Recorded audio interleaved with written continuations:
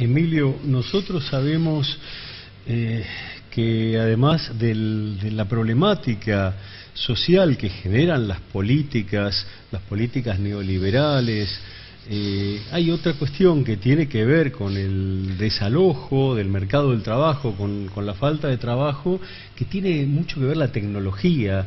¿Qué nos podés decir vos al respecto? Bueno, ese es un fenómeno que está ocurriendo en el mundo en los últimos 40 años y que en las últimas 2 décadas se ha acelerado increíblemente. ¿En qué consiste?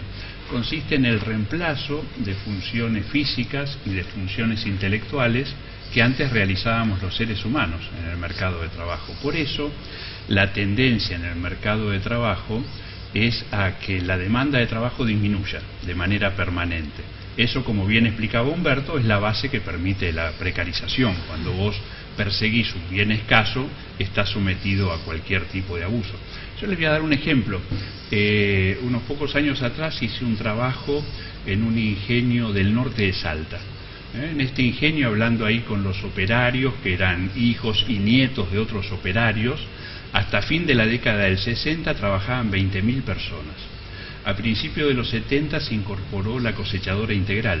Es una máquina que corta la caña, le saca la maloja, la despunta, la troza y la carga en una tolva. De los 20.000 quedaron trabajando 5.000. Luego, con los procesos de tecnología industrial, en el momento que yo hice ese trabajo trabajaban 1.500. Ahora, con otro agregado que les quiero contar, aquellos 20.000 producían azúcar. Estos 1.500, que con el paso del tiempo van a ser cada vez menos, producen azúcar, alcohol, electricidad, fertilizantes, papel, digamos, ¿no? O sea que esa ha sido la evolución que ha tenido la cultura humana. Claro que la tecnología es algo maravilloso, ¿no? Si ustedes lo piensan, la tecnología aplicada a aliviar el trabajo humano, aplicada a la salud. Antes un hachero de caña llegaba a los 40 años y parecía que tenía 80 y ya estaba estropeado y no podía hacer más nada. Nadie puede estar en contra de la tecnología. El tema es que el cruce de la tecnología con esta cultura de la ganancia se transforma en un cáncer. Porque la cultura sí podría ser un factor que para beneficio, quizás para mejorar las condiciones laborales o reconvertir, pero en un sentido positivo. ¿En qué modelos se inserta esa tecnología? Sí, para decirlo provocativamente, la única salida que tenemos hacia el futuro es trabajar cada vez menos. En la medida que lo pensemos de otra manera, en la medida que sigamos con esta idea del sobreactivismo, ¿no? La sociedad del pasado era crecimiento y trabajo. La sociedad del futuro son derechos y redistribución, ¿no? Veamos los grandes números. En la Argentina, la población económicamente activa son 13,5 millones de personas, de argentinos, de compatriotas. De esos 13,5 millones, 12 millones tienen trabajo y 1,5 millones no tiene trabajo. De ese 1,5 millones que no tiene trabajo, hay 500.000 compatriotas que hace más de un año que buscan trabajo, sin obtenerlo. Ahora, ser parte de ese 1,5 millones de desocupados no es nada fácil, porque si trabajaste 1 hora la semana anterior, no sos desocupado.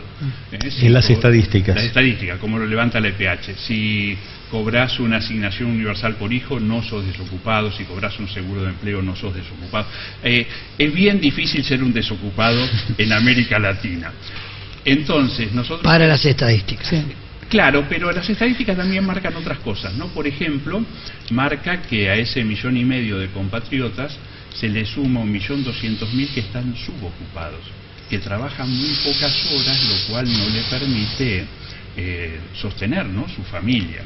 Y también nos dicen las estadísticas cuáles son las personas que, teniendo trabajo, están buscando trabajo. Porque como pasa hoy en la mayoría de nuestros barrios, donde las personas trabajan 12 horas por día por 3.000 pesos a la semana, eso en la estadística aparece no solo como ocupado, sino como sobreocupado, pero esa persona está buscando trabajo. Porque acá se ha roto, por un lado, la promesa de la educación, que decía que la educación era la base de la movilidad social, y se ha roto la promesa del trabajo, que decía que si vos tenías trabajo no ibas a ser pobre. Hoy tenés trabajo y sos pobre, digamos, ¿no? Entonces, ese es el contexto de fondo, digamos, ¿no? El contexto de fondo. Y claro que constituye un problema cultural, que empieza desde la propia comprensión que tenemos de lo que es el trabajo, ¿no? Porque hoy cuando decimos trabajo lo que estamos mencionando es un código cultural, Estamos hablando del trabajo del operario, del empleado, del cuentapropista. No estamos hablando del trabajo de la parturienta, no estamos hablando del trabajo del escultor, no estamos hablando del trabajo del periodismo independiente. Yo sé que ustedes ganan mucho dinero por hacer este programa. Sin embargo, nadie diría que no están trabajando, ¿no? O el trabajo en el hogar. El trabajo en el hogar, la economía doméstica, que no es reconocido también. Por ejemplo, digamos, ¿no? Entonces, la codificación social del trabajo no contempla ni los aspectos antropológicos del trabajo, que es necesario hacer para reproducir la vida, ni los aspectos filosóficos, cómo el trabajo nos permite a los seres humanos dejar nuestra obra en el mundo, solo habla de la dimensión capitalista del trabajo. El trabajo es una actividad que produce ganancias, por la cual te devuelven una pequeña partecita. Ahora, si nosotros analizamos este papel de la tecnología, donde por suerte cada vez más cosas no las tenemos que hacer nosotros directamente, las hacen las máquinas por nosotros, esto con esta codificación actual del trabajo nos lleva a la crisis cultural que nos lleva a estas sociedades desiguales. Estas son las sociedades más desiguales de la historia que conocemos, ¿no? Sí. Y las sociedades desiguales terminan como en Chile, por ejemplo, ¿no? Llega un momento que esa sociedad maravillosa donde todo se hacía bien estalla, porque es una olla a presión, digamos, ¿no? Por eso yo decía antes, un poco en broma... Y que queda oculta en las estadísticas que no reflejan esa realidad. O sí, todo depende también de qué estadística querés leer, ¿no? Piñera es en la lista de las personas más ricas del mundo, es el número 74. Y entre esas 74 personas más ricas del mundo hay 10 chilenos, lo cual no coincide ni con la población que tiene Chile, ni con la riqueza que tiene Chile. Lo que coincide es con la desigualdad que tiene Chile, digamos, ¿no? Acá hay un tema que es global, de todo el mundo, digamos, ¿no? La famosa guerra comercial entre Estados Unidos y China es una guerra por el trabajo. Es una guerra para que Estados Unidos no esté invadido de Made in China, digamos, ¿no? Esa es la base, ¿no?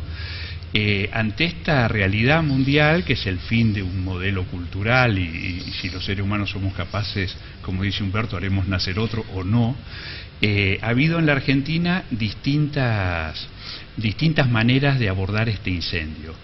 Todos los gobiernos, aún desde la década pasada, han, de acuerdo a su creencia y demás, han tratado de ir y tirar un poco de agua en el incendio. Alguno con un vasito, otro con un baldecito, hasta que llegó el gobierno de Macri, que fue y empezó a tirar nafta al incendio, digamos, ¿no? Yo voy a dar un ejemplo. El mercado de trabajo en la Argentina, los únicos dos sectores que se desarrollaron durante estos años fue la minería y el sector agropecuario. La minería y el sector agropecuario contratan el 0,8% de la fuerza de trabajo de la Argentina. Entonces, ese es un modelo de país donde sobramos todos, no hay nadie, digamos, ¿no? Entonces, un tema que tenemos es ese: ¿qué hacemos en una situación donde venimos de un gobierno depredador, digamos, ¿no? Que no solo no intentó ningún alivio, sino que todas sus estrategias agitaron el incendio. Ahora, cuando recuperamos eso, nos queda de vuelta el problema de fondo, ¿no? Se cuenta, dicen que la Ford en Detroit dice que iba uno de los gerentes con uno del sindicato recorriendo unos sectores que había que discutir unos temas conveniales, ¿no? Se había cambiado la manera de trabajo, y dice que están pasando por un lugar que estaba ocupado solo por robots, ¿no? Donde solo trabajaban robots, y entonces este gerente le hace la broma, ¿no? Al del sindicato le dice: a estos trabajadores, dice, es difícil cobrarle la cuota sindical. Y el del sindicato le dice: sí, dice, y más difícil aún venderles un auto, digamos, ¿no? Exactamente. Con lo cual, esa es la trampa, ¿no? Entonces, que inventen el robot que consuma. Claro, tal cual. En su lógica. Claro. Así es. Entonces, yo digo esto porque a mí me impresionó mucho... se pueden mencionar candidatos, Carlos, acá, ¿no? Sí, estamos bien, ¿no? Digo, para que después no te clausuren el programa. Con Veda, pero bien.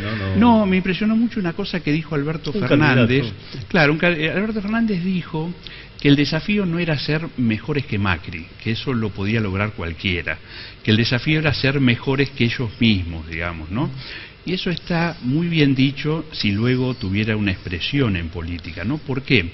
Porque la creencia en general del neo-keynesianismo, y que se notó mucho en Latinoamérica, tiene dos componentes, uno que es verdadero y otro que es falso, digamos, ¿no? El que es verdadero, ¿cuál es? El que es verdadero es que si hay más consumo, hay más producción, y hay más venta, etcétera, etcétera. El falso es que si hay más producción, hay más trabajo. Eso no es así. Si hay más producción, hay más aplicación de tecnología. Entonces, hay que salir de esa trampa, ¿no? Y para salir de esa trampa, como dice Humberto, es construir otro modelo cultural desde lo macro, digamos, ¿no? Desde lo macro. No lo podemos resolver los ciudadanos aislados, porque eso es una dinámica cultural que si no la empezás a parar de algún lado, se lleva puesta la sociedad como se la está llevando en muchas partes del mundo. Yo les